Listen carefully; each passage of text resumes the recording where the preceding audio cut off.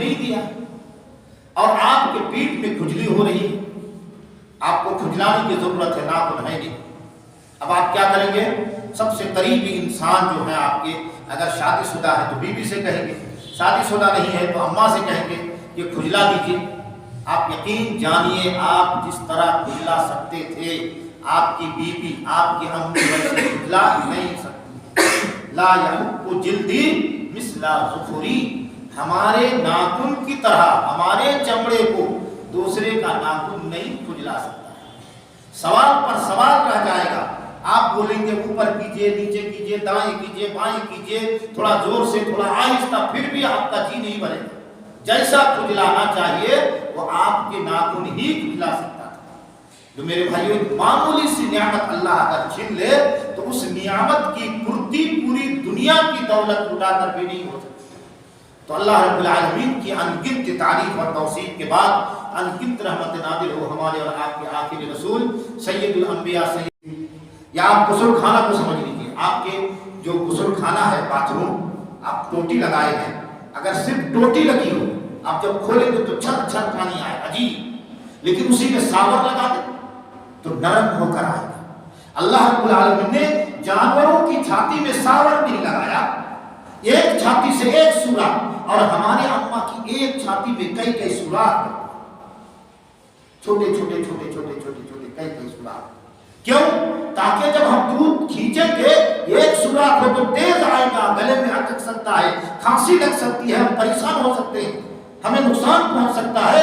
اللہ نے کہا کہ نہیں، چھوٹے چھوٹے کئی سوراخ دے دیا، جب دودھ نکالتے ہیں ہم کھینچتے ہیں تو ساور کی طرح نرم ہو کر الذی خلقکم من نفس واحدہ وخلق منها زوجها وبث منهما رجالا كثيرا ونساء واتقوا الله الذي تساءلون به والأرحام إن الله كان عليكم رقيبا يا أيها الذين آمنوا اتقوا الله وقولوا قولا سديدا يصلح لكم أعمالكم ويغفر لكم ذنوبكم ومن يطع الله ورسوله فقد فاز فوزا عظيما أما بعد فإن خير الحديث كتاب الله وخير الهدي هدي محمد صلى الله عليه وسلم وشر الأمور محدثاتها وكل محدثة بدعة وكل بدعة ضلالة وكل ضلالة في النار أعوذ بالله السميع العليم من الشيطان الرجيم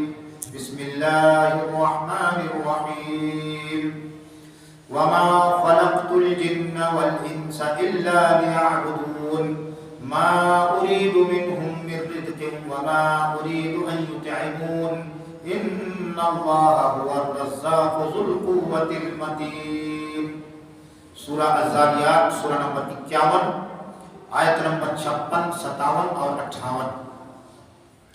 سامعین کرام، بزرگ اور دوستو، سب سے پہلے اللہ رب العالمین کی تعریف، حمد و ثنا، کبریائی اور بڑائی جس اللہ وحدہ لا شریک لہ نے ہمیں اور آپ کو انسان بنایا، عقل و شعور اور دانائی عطا فرمائی، چلنے پھرنے کا ڈھنگ اور سلیقہ اور اسلوب سکھایا، سمیعا بصیرا بنایا۔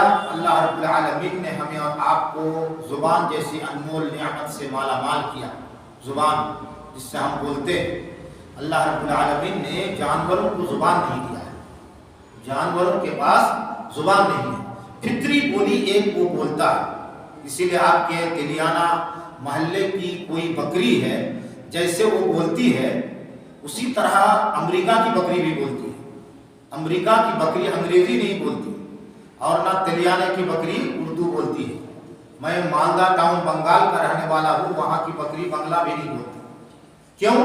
اس لیے کہ اسے اللہ نے سیکھنے کی قوت دیا ہی نہیں۔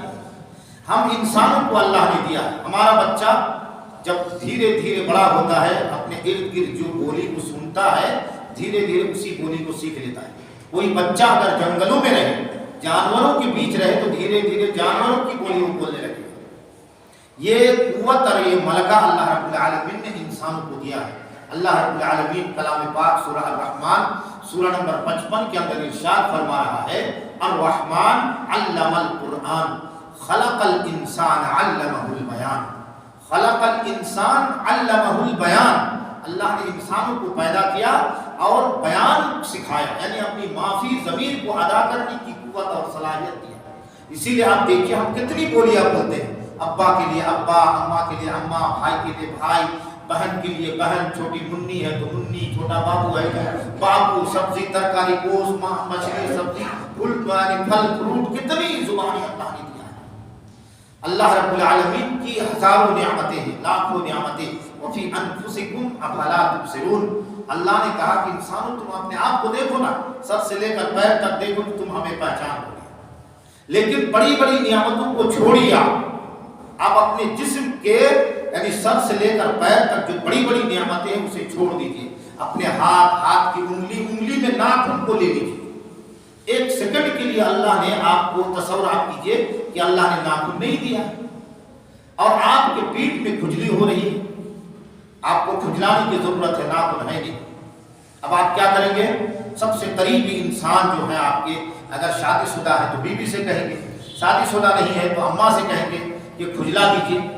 آپ یقین جانیے آپ جس طرح کھجلا سکتے تھے آپ کی بیوی، آپ کی امی ویسے کھجلا نہیں سکتی۔ لا یحق جلدی مثل ظفری، ہمارے ناخن کی طرح ہمارے چمڑے کو دوسرے کا ناخن نہیں کھجلا سکتا ہے۔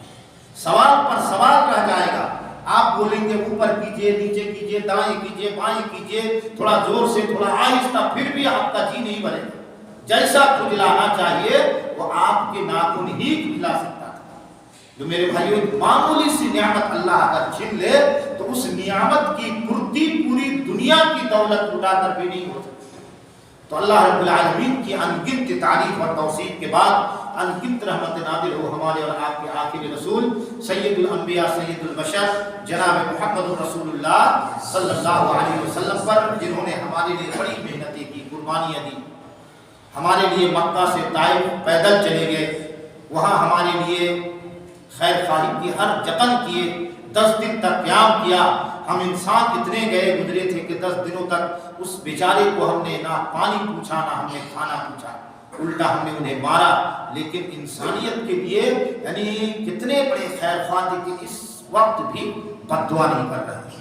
دعا مانگی، الہی قوم کو چشم بصیرت دے، الہی رحم کر ان پر، انہیں راہ ہدایت دے، فراخی ہمتوں میں روشنی دے، ان کے سینوں کو کنارے سے لگا دے ڈوبنے والے سفینے کو۔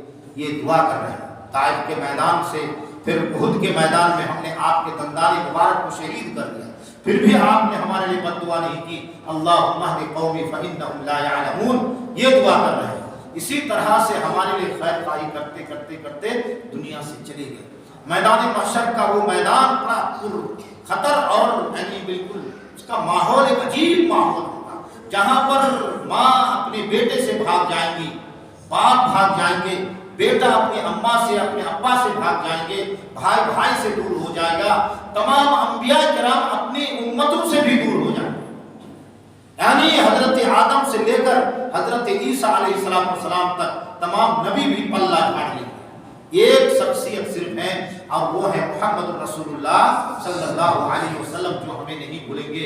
اللہ رب العالمین کے سامنے کہیں گے اللہم امتی اللہم امتی اللہم امتی، اللہ میری امت کو بچا لے۔ اللہ تلیانہ کے لوگ جو درس سنتے تھے، ہمارے نام پر ہمارے لیے درود و سلام اور شانتی کی دعائیں کرتے تھے، اللہ رب العالمین ان تمام مسلمانوں کو جہنم سے بچا لے، اس میدان محشر کی خطر اور خطرناک ماحول سے نجات دے دے۔ کتنا یعنی مہربان ہو ہمارے لیے اللہ تعالیٰ، آپ پر ایک دو نہیں لاکھ کروڑ نہیں بلکہ ان گنت رحمت نازل فرمائے۔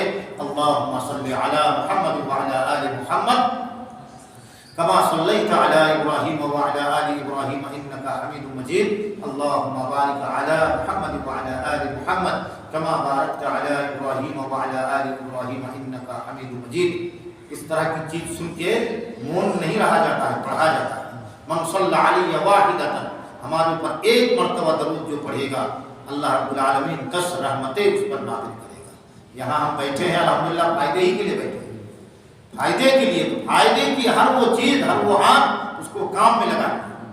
اللہ رب العالمین کی انگنت تعریف اور جناب محمد رسول اللہ صلی اللہ علیہ وسلم پر ہزار ہزار رحمتیں اور شانتی نزول کے بعد یعنی حقیقت میں تعریف کے لائق यानी जमीयत के जो बजटिया के मुकामी जमीयत के लोग हैं जिम्मेदारान कि उन लोगों ने इस तरह का प्रोग्राम किया और हकीकत में ये प्रोग्राम बहुत आलीशान प्रोग्राम, भले से आदमी की तादाद जो भी हो, और थोड़ा ताज्जुब भी हो रहा था कि अल्हम्दुलिल्लाह मस्जिद तो काफ़ी बड़ी है लेकिन नमाज में भी तादाद उस हिसाब से नहीं देखा।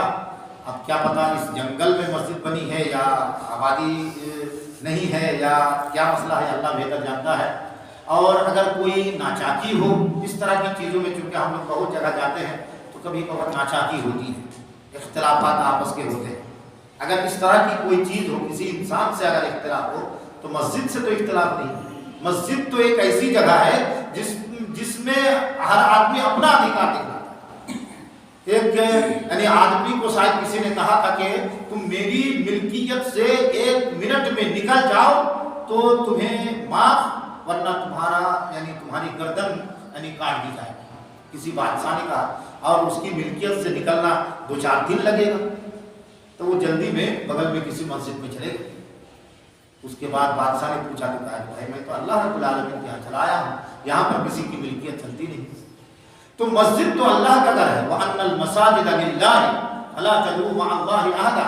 यहाँ पर झगड़ा और इख्तिलाफात का यानी मरकज इसको नहीं बनाना चाहिए। यहाँ अगर कोई मसला किसी से है तो मस्जिद तो आना चाहिए, अगर इस तरह की कोई चीज़ है तो। बहरहाल अल्लाह रब्बुल आलमीन हम तमाम लोगों को मेल मोहब्बत से काम करने की क़ुव्वत और तौफ़ीक़ अता फरमाए। दूसरी बात जो मजलिस के आदाब में से है कि हम लोगों ने जो पढ़ा कि अल्लाह के रसूल सल्लल्लाहु अलैहि वसल्लम भी मजलिस की तरतीब देते थे तो सबसे पहले सामने होते थे। वस्सतुल इमाम, इमाम को तुम बीच में बनो, ये नहीं कि इधर हो जाए इमाम तकरीर करे तो मुखातब करने के लिए उनको पहले दाएं घूमना पड़े फिर बाएं घूमना पड़े, सामने कोई हो ही ना। इतनी सारी जगह बीच में खाली है लेकिन किनारे बैठने का कोई मतलब नहीं समझ में आया कि भाई समझाओ तो हम पहले घूमे फिर इधर घूमे। ये मजलिस के आदाब नहीं है। यही सब चीज गैर देखते हैं कि मुसलमानों को तो बैठने तक का ढंग नहीं है यार। बात समझ में, छोटी छोटी चीज दूसरे लोग उस चीजों पर यानी उसको अच्छी तरह से देखते हैं और फिर कमेंट करते हैं, तो इसलिए ये भी होना चाहिए। फिर दूसरी बात है वो लोग बाहर बैठे क्या, किस मलाज से, किस खुशी से बाहर बैठे, अंदर जगह नहीं है या बाहर गर्मी है या बाहर बैठने से ज्यादा नेकी है, ये सब कोई बात समझ में नहीं आ रही है। तो ये सब जो होता है ना, तो मजलिस के आदाब को थोड़ा समझना चाहिए, मलहूज रखना चाहिए। और आप लोगों ने जो इतना माइक लगा दिया ना, इसकी वजह से बार बार नीचे चला जाता है। तो खुतबा मशरूना के बाद मैंने आप हज़रात के सामने कलाम पाक सूरह अज़्ज़ारियात सूरह नंबर 51 की 3 आयतें करीमा पढ़ी। इन आयतों की तफसीर और तशरीह को करने से पहले चंद सवालात। ये माइक्रोफोन क्यों लगा? देखिए, मैं आवाज़ मेरी थोड़ी सी बैठी हुई है, इसको खड़ी करने के लिए बहुत तदबीर किया कि खड़ी हो जाए, लेकिन अभी भी बैठी है। और वजह ये भी है कि तकरीबन 10 दिन से लगातार प्रोग्राम है, दिल्ली फिर कलकत्ता कहाँ, लेकिन ये हमारे बुजुर्ग मौलाना अब्दुल्ला सूद साहब ने कहा तो मैं इनकार नहीं कर पाया, बस आप लोगों की मोहब्बत के लिए आ गया। ये तमहीद बांधने का मुझे शौक नहीं रहता है, लेकिन आवाज़ बैठी हुई है, ये कहने के लिए इतनी बात करनी पड़ी। ये माइक्रोफोन क्यों लगा है? तकरीर का हिस्सा माइक्रोफोन क्यों लगा है? जवाब, आवाज़ दूर पहुँचाने का मकसद ये है कि दूर तक आवाज जाए, लेकिन अगर ये दूर तक आवाज ना ले जाए, बहुत होगा तो मैकेनिक को लाएंगे, ठीक करने की कोशिश करेंगे, और फिर भी ठीक ना हो तो ये कोई का डस्ट बन गया, कूड़ा, इसकी अब कोई अहमियत नहीं। इसलिए क्यों कि मकसद में ये फेलवर हो, मकसद में फेलवर, और कोई चीज जब मकसद में फेलवर हो जाए तो उसकी अहमियत नहीं बचती। पंखा हवा के लिए है, हवा ना दे तो फेंक देंगे। एसी कूलिंग के लिए है, ना करे तो फेंक देंगे। घड़ी टाइम के लिए, टाइम ना दे तो फेंक देंगे। ये कैमरा कैप्चर करने के लिए, और अगर वो ना करे तो फेंक देंगे। आप इस चीज को दिमाग में रखिए। और ये एक मामूली चीज है, 2 टके की है या 2 कौड़ी की चीज है। अगर वो मकसद इंसान ने बनाया और अगर ये मकसद में फेलवर हो जाए तो उसको हम फेंक देते हैं, वो कूड़ा बन जाता है, उसकी कोई कदर कीमत अहमियत नहीं है। ये हो गया ना। اب آپ دیکھیے کہ اللہ رب العالمین نے یہ وشال کائنات کو پیدا کیا. وشال کائنات، دماغ وہاں تک پہنچے گا ہی نہیں.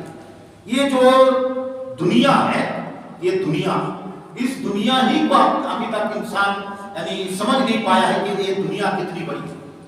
اتنی بڑی دنیا وشال، اس سے 3 لاکھ گنا بڑا سورج ہے. اب دماغ جائے گا، 3 لاکھ گنا بڑا سورج، پھر زحل ہے، کوكب ہے، مشتری ہے، اور ہزاروں نہیں، لاکھوں نہیں، کروڑوں نہیں، اس سے انسانوں کے حساب سے ان گنت سیارے ہیں. اور یہ تمام ملا کر یعنی گلوب دیکھیں، گلوب یونیورس بنا رہتا ہے. ایک ٹیبل وغیرہ میں رکھتے ہیں پوری کائنات کی تصویر، گلوب ایسے کرتے ہیں. اسی طرح لاکھوں کروڑوں گلوب، اور یہ ساری چیزیں اب دماغ پہنچے تو کہاں تک؟ اتنی ساری چیزوں کو اللہ نے کتنے دنوں میں پیدا کیا؟ ساری کائنات کو 6 دنوں میں. کتنے دنوں میں؟ 6 دنوں میں اللہ نے پیدا کیا. اللہ چاہتا تو کن فیکون کر کے پیدا کر سکتا ہے، لیکن پیدا کرنے میں ان کی حکمت ہے. بہرحال اللہ رب العالمین نے پیدا کیا اور اتنی ساری چیزوں کو اپنا اپنا کام بھی دے دیا. سورج جو اتنا بڑا ہے، اس سے چھوٹے چھوٹے سیاروں سے ٹکرا کر اسے توڑ دے، لیکن نہیں توڑ سکتا. اللہ نے کہا کہ سورج سورہ یاسین کے اندر والشمس تجری لمستقر لها ذلك تقدیر العزیز العلیم. تو یہ اللہ تعالیٰ نے اس کو ایک مستقر دیا، چلنے کی جگہ. للشمس ينبغي لها ان تدرك القمر، سورج کی مجال نہیں ہے کہ وہ چاند سے ٹکرا جائے. ولا الليل سابق النهار، اور رات کی مجال نہیں ہے کہ وہ دن سے پہلے آ جائے. وكل في فلك يسبحون، اور پتہ نہیں کتنے سال پہلے اللہ نے پیدا کیا، ایک نظام دے دیا، اسی کے حساب سے وہ چل رہا ہے. اللہ ہی کے حکم سے ایک دن سورج پورب سے طلوع نہ ہو کر پچھم سے طلوع ہوگا. اس کے بعد سورج کو اللہ رکھے گا؟ نہیں رکھے گا، اللہ ہی کے حکم سے ہوگا. اذا الشمس كورت، سورج کو لپیٹ دیا جائے، بے نور کر دیا جائے، یعنی گویا کہ وہ اپنے مقصد میں آپ فیلور ہو رہا ہے. بات سمجھ میں آئی؟ اب یہ دماغ میں رکھیں، ساری کائنات کو 6 دنوں میں، اور ہم انسان کو اگر ہماری اماں کا حمل مکمل ہو تو 9 مہینہ 9.5 مہینہ ہم پیٹ میں رہتے ہیں، نہیں تو 6 مہینے میں بچے ہو جاتے ہیں. تو ہمیں اللہ رب العالمین نے 2 دن میں، 3 دن میں، 6 دن میں نہیں، تقریباً 9 مہینے میں، 9.5 مہینے میں پیدا کیا. اور بڑی حکمت اور بہت عجیب طرح کی تدبیر سے پیدا کیا. اللہ رب العالمین انسان کو کس طرح سے پیدا کر رہا ہے، پھر میں تقریر کے شروعات میں پہنچوں گا کیسے پیدا کر رہا. اللہ رب العالمین کہہ رہا ہے کہ انا خلقنا الانسان من نطفة امشاج، ہم نے انسان کو مخلوط پانی سے پیدا کیا، میاں اور بیوی کے ملے ہوئے پانی سے. اب ملے ہوئے پانی میں باپ کے نطفے میں، ماں کے نطفے میں، پھر اللہ نے ذرات رکھ دیا. اس ذرات کے مقدار کو رکھا ہے کہ اس مقدار میں باپ کے نطفے کے ذرات رہیں گے، ماں کے نطفے کے ذرات اتنے رہیں گے، اور اگر ان دونوں میں سے کسی کے ذرات کم ہو جائے تو پھر وہ جو پریگننسی ہوتی ہے وہ پھر مورل پریگننسی ہو جاتی ہے. مورل، ابھی آپ یوٹیوب نکالیے، گوگل نکالیے، اس میں لکھیے مورل پریگننسی تو آپ کو دکھائے گا. مورل پریگننسی مینس یعنی پیٹ میں بچہ نہیں پلے گا، بلکہ گوبھی نما، بیگن نما کچھ چیز، کچھ گوشت بڑا ہوگا، وہ بچہ نہیں ہوگا. اس کو جلد سے جلد پھر یعنی صاف کرنا ہوتا ہے. تو اللہ رب العالمین نے کہا کہ ہم نے انا خلقنا الانسان من نطفة امشاج، مخلوق پانی سے. پانی پھر نکلتا کہاں سے؟ اب ایک انسان کو آپ کاٹ کاٹ کے بوٹی بوٹی کر دیجیے، کہیں آپ کو وہ دکھائی نہیں دیتا. وقتی طور پر رب کریم اسے پیدا کرتا ہے، اور کہاں سے نکلتا ہے؟ یخرج من بین الصلب والترائب، وہ پانی نکلتا ہے ماں کے دونوں چھاتیوں کے درمیان سے اور باپ کے ریڑھ کی ہڈی سے. اللہ تعالیٰ پیدا کرتا ہے، نکالتا ہے. پھر اس پانی کو نکال کر انسان کو کے بدن میں سب سے مضبوط ترین جو جگہ ہے वहां पर रखता है। फजअलनाहु फी करारिन मकीन, हमने फिर उसको मजबूत तरीन जगह में रख दिया।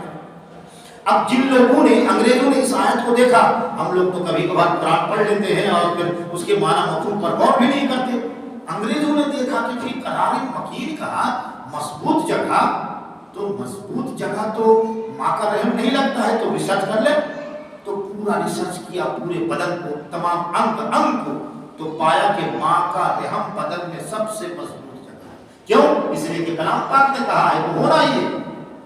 तो अल्लाह ने वहां पर हमें रख दिया और फिर रखा 40 दिन तक उसी तरह से रख दिया।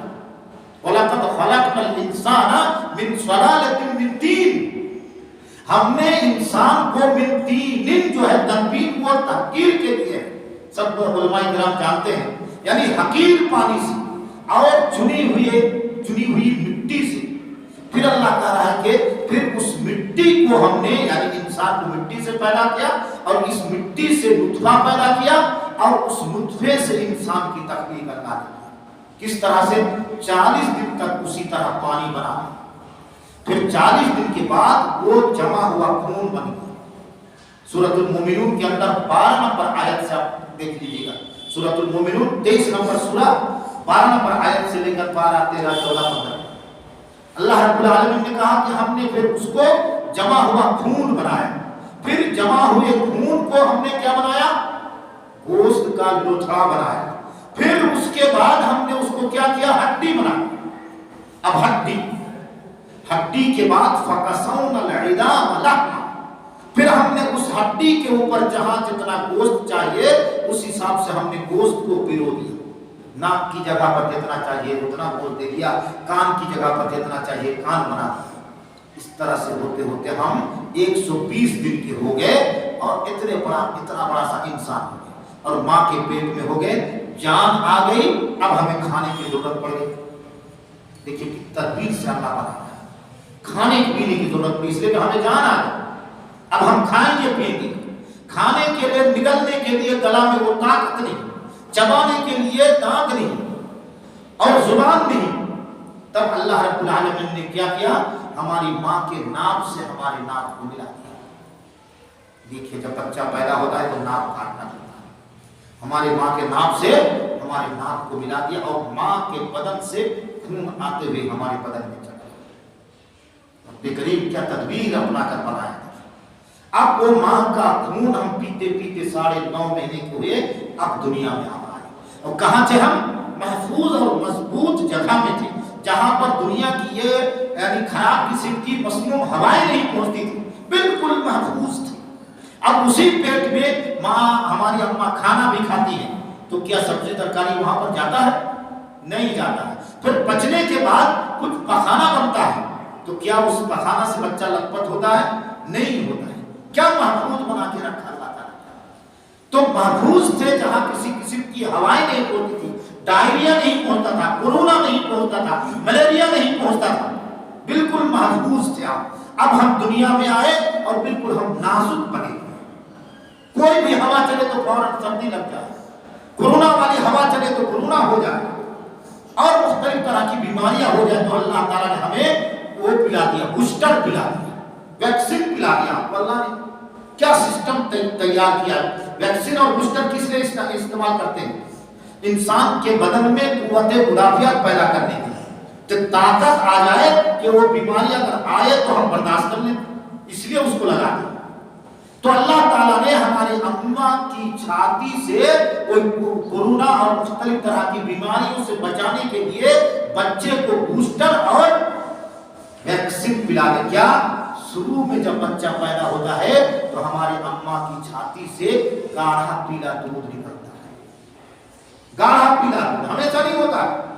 पहले जमाने में जब तहकीक नहीं थी तो लोग उसको निचोड़ को फेंक देते थे, लेकिन अब रेडियो, टीवी और मुख्तलिफ चीजों में उसका प्रचार आता है कि माँ की छाती से निकलने वाला गाढ़ा पीला दूध बच्चे के लिए अमृत है। अल्लाह ताला ने वो पिलाया। कमाल की बात। अल्लाह रब्बुल आलमीन ने आखिर में उसी आयत में कहा कि क्या बेहतरीन पैदा करने वाला है अल्लाह रब्बुल आलमीन। फिर क्या किया? अब हम माँ की छाती में मुंह लगाकर क्या करेंगे? दूध पिएंगे। ہم بہت نازک ہیں، چوچو کا مربع، ایک چڑیا کی طرح دودھ پیتے ہوئے اب اللہ رب العالمین نے کیا انتظام کیا. واقعی انسان سوچے تو مبہوت ہو جائے اور اللہ والا ہو کے رہ جائے. آپ کے تلیانہ میں گائے ہے، کسی نے دیکھا گائے؟ دیکھے نا گائے؟ ارے گائے نہیں، گائے نہیں تو بھینس تو دیکھے ہوں گے. گوالا کو دودھ دوہتے دیکھے ہوں گے. جب ایک بانٹ سے دودھ نچوڑتا ہے تو ایک سوراخ سے چھر سے دودھ آتا ہے، پھر دوسرے سے چھر سے دودھ آتا ہے تیز. یا آپ غسل خانہ کو سمجھ لیجیے، آپ کے جو غسل خانہ ہے، باتھ روم، آپ ٹوٹی لگائے ہیں، اگر صرف ٹوٹی لگی ہو، آپ جب کھولیں گے تو چھت چھت پانی آئے عجیب، لیکن اسی میں ساور لگا دیں تو نرم ہو کر آئے گا. اللہ رب العالمین نے جانوروں کی چھاتی میں ساور نہیں لگایا، ایک چھاتی سے ایک سوراخ، اور ہمارے اماں کی ایک چھاتی میں کئی کئی سوراخ، چھوٹے چھوٹے چھوٹے چھوٹے چھوٹے چھوٹے کئی کئی سوراخ. کیوں؟ تاکہ جب ہم دودھ کھینچیں گے ایک سوراخ ہو تو تیز آئے گا، گلے میں اٹک سکتا ہے، کھانسی لگ سکتی ہے، ہم پریشان ہو سکتے ہیں، ہمیں نقصان پہنچ سکتا ہے. اللہ نے کہا کہ نہیں، چھوٹے چھوٹے کئی سوراخ دے دیا. جب دودھ نکالتے ہیں، ہم کھینچتے ہیں تو ساور کی طرح نرم ہو کر دودھ آتا ہے. اللہ کی مہربانی. ہمارے اللہ تم نے ہمارے لیے کیا کیا تدبیر. پھر اماں کے دل میں محبت اور فلاں فلاں فلاں اور 50 چیزیں ہیں. ہم کو یعنی تقریباً 7 بجے تک پہنچنا ہے، اس لیے کہ کچھ لوگ آئے ہوئے ہیں پرتاپ گڑھ سے، فتوا لینا ہے، پھر ہم لوگ کو جانا ہے. تو بہت ساری چیزیں چھوڑ کے مختصراً یہ ہے کہ اتنی ساری تدبیروں کے ساتھ اللہ نے ہمیں پیدا کیا. کیوں پیدا کیا؟ ہم نے خطبہ مسنونہ کے بعد سورہ الذاریات کی جو آیت پڑھی تھی، اس میں اللہ نے مقصد بتا دیا. کیا؟ وَمَا خَلَقْتُ الْجِنَّ وَالْإِنسَ إِلَّا لِيَعْبُدُونَ. ہم نے انسان کو اور جنات کو پیدا کیا ہے عبادت کرنے کے لیے. تو گویا کہ ہماری تخلیق کا مقصد عبادت. سمجھ گئے؟ مائکرو فون کے بنانے کا مقصد دور تک آواز پہنچانا، اگر نہ پہنچائے تو یہ بیکار. گھڑی کا مقصد ٹائم دکھانا، ٹائم نہ دے تو بیکار، وہ ڈسٹ بن جاتا ہے، ڈسٹ بن میں ڈال دیا جاتا ہے. ہم کو پیدا کرنے کا مقصد عبادت. اگر ہم اس میں فیلور ہو جائیں تو ہم فیلور ہو گئے. تو ہمارے ساتھ کیا ہونا چاہیے؟ ہم کوڑا بنیں گے کہ نہیں بنیں گے؟ ہم ڈسٹ بنیں گے کہ نہیں بنیں گے؟ ہم بالکل تنہا پھینک دیے جائیں گے، ہمیں کوئی پوچھنے والا نہیں. اس لیے کہ ہم ڈسٹ بن گئے، ہم کوڑا بن گئے. ہمیں جس مقصد کے لیے ہمارے بنانے والے نے بنایا ہے، اس مقصد میں ہم فیلور ہو گئے. اور مقصد وما خلقت الجن والانس الا ليعبدون. بات سمجھ میں آ گئی؟ دنیا کی کوئی چیز اپنے مقصد کو نہیں بھولتی ہے. ابھی میں نے سورج چاند ستاروں کی مثال دی، چھوٹی سی مثال دے کے ختم کروں گا، اس لیے کہ پھر 7.25 بجے آزان دی. یہ کیا ہے؟ موبائل ہے. 60 کی دہائی میں امریکہ کے ایک سائنٹسٹ نے فون بنایا، لینڈ لائن والا، وہ جو تار والا.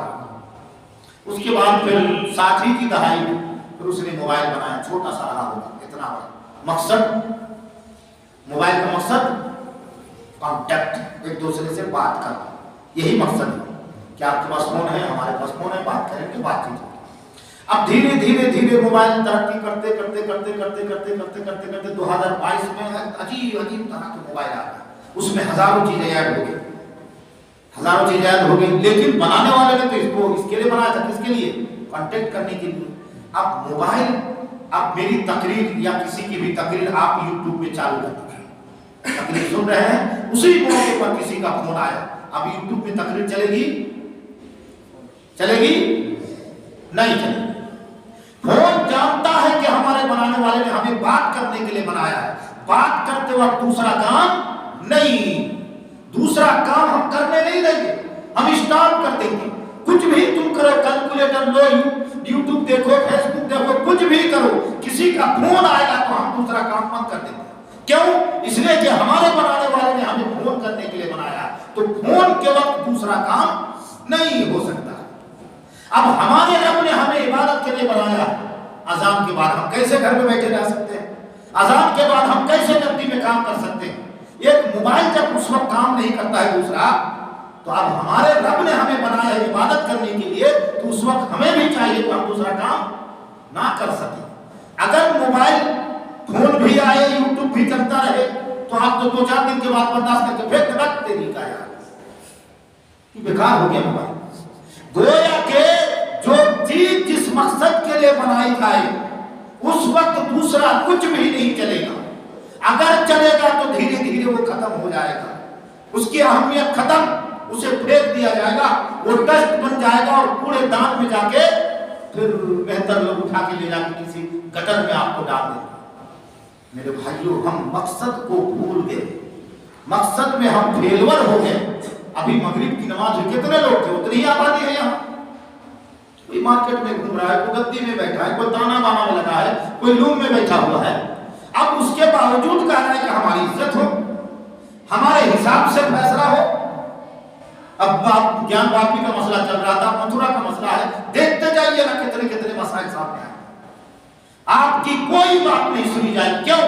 اس لیے کہ تم کیا ہو گئے ہو؟ ڈسٹ بن گئے ہو، کوڑا کرکٹ بن گئے۔ تو میرے بھائیوں، رہی صحیح چھوٹی موٹی جو عزت بچی ہے، اگر بچانا ہے تو اپنے رب کے بنانے والے جو ہیں انہوں نے جس مقصد کے لیے بنایا ہے اس میں 100% دیجئے، پھر وَأَنْتُمُ الْأَعْلَوْنَ، تم ہی سربلند رہو گے، ان کنتم مؤمنین، اگر تم مومن رہو تو۔ اس زمانے میں معزز تھے حامل قرآن ہو کر، معزز تھے قرآن کے اوپر عمل کر کے، اور تم خار ہوئے، ذلیل اور رسوا ہوئے تارک قرآن ہو کر، قرآن کو چھوڑ کے، اس پر عمل کو چھوڑ کے ذلیل اور رسوا ہو گئے۔ کوئی پوچھنے والا نہیں میرے بھائی، آپ سفر کیجئے نا اپنے ہی محلے میں ہو کر، کوئی دادا بنتا ہے، کوئی بابا بنتا ہے، ہمارے لگا ہوئے تم جاؤ نا کسی محلے میں جہاں پر لوگ رہتے ہیں، وہاں کو دیکھنے والا کوئی نہیں۔ اب ٹرینوں میں سفر کیجئے، دلی میں جائیے، سڑکوں پہ جائیے، آپ کو کوئی پوچھنے والا نہیں۔ کون ہوگا؟ کوئی میاں ہوگا، کوئی پوچھے گا نہیں، کیوں؟ اس لیے کہ تم اپنی حقیقت کو بھول چکے ہو۔ تم ایسے موبائل ہو جو فون نہیں کر رہا، جو ایسے مائکرو فون ہو جو آواز نہیں پہنچا رہا، ایسے گھڑی تم ہو جو آواز ٹائم نہیں دے رہی۔ بات سمجھ میں آئی؟ تو یہ جو 35 منٹ تقریر کیا قرآن حدیث کی روشنی میں، کیا میں دینے کی کوشش کیا؟ سمجھا سکا ہوں؟ سمجھا پایا ہوں کہ نہیں پایا ہوں؟ میرے بھائیو، دنیا کی کوئی بھی چیز، چھوٹی سے چھوٹی چیز آپ دیکھیں، اگر وہ اپنے مقصد میں فیلور ہے تو وہ پھینک دیا جاتا ہے، چھوٹی سے چھوٹی چیز۔ اور ہمارے بنانے والے نے ہمیں بنایا ہے عبادت کے لیے، اس لیے عبادت کے موقع پر کوئی دوسرا کام اگر ہم کرنے لگیں گے، دوسرے کام میں ہم مست رہیں گے، تو گویا کہ ہم بنانے والے کے مقصد میں ہم فیلور ہوں گے، تب پھر ہماری اہمیت نہیں بچے گی، ہم بیکار ہو جائیں گے۔ جتنے لوگ ہیں یہاں پر، ہم سب عہد کریں، چھوٹے بچے سے لے کر جن کے اوپر نماز فرض نہیں ان کے علاوہ، کہ نماز کے وقت میں آج سے کوئی دوسرا کام نہیں۔ نماز کے وقت نماز، اس کے بعد دوسرا کام کریں گے سب؟ چلیے ہاتھ اٹھائے، لے کے میں بھی اٹھایا، کون نہیں اٹھاتا ہے دیکھتا ہوں کہ ہاتھ۔ نماز کے وقت کون دوسرا کام نہیں کریں گے انشاءاللہ، چاہے نماز ظہر کی ہو چاہے فجر کی ہو۔ مسجد میں، اللہ کے گھر میں ہم نے وعدہ کیا اللہ تعالیٰ سے، اور وعدہ انسان سے کر کے اگر مخالفت کر جاتا ہے تو منافق ہو جاتا ہے۔ ہم تو اللہ رب العالمین سے عہد کر رہے ہیں کہ آج سے ہم نماز نہیں چھوڑیں گے انشاءاللہ العزیز۔ بس اس نصیحت پر عمل کر لیجئے، آگے پھر کبھی موقع دیں گے جمعہ وغیرہ میں تو انشاءاللہ کوئی دوسری نصیحت کریں گے اور اس پر پھر عہد لیں گے۔ اللہ رب العالمین ہم تمام لوگوں کو نیک اعمال کرنے کی قوت اور توفیق عطا فرمائے۔ اللہ رب العالمین نے ہمارے کاروبار میں برکت عطا فرمائے۔ اللہ رب العالمین ہم میں سے جو بیمار ہیں انہیں شفاء کاملہ اور عاجل عطا فرمائے۔ جو دنیا سے چلے گئے ہیں اللہ تعالیٰ ان پر برزخی زندگی کو آرام دے بنائے۔ اقول قولی ھذا واستغفر اللہ لی ولکم ولسائر المسلمین فاستغفروہ انہ هو الغفور الرحیم۔ السلام علیکم ورحمۃ اللہ وبرکاتہ۔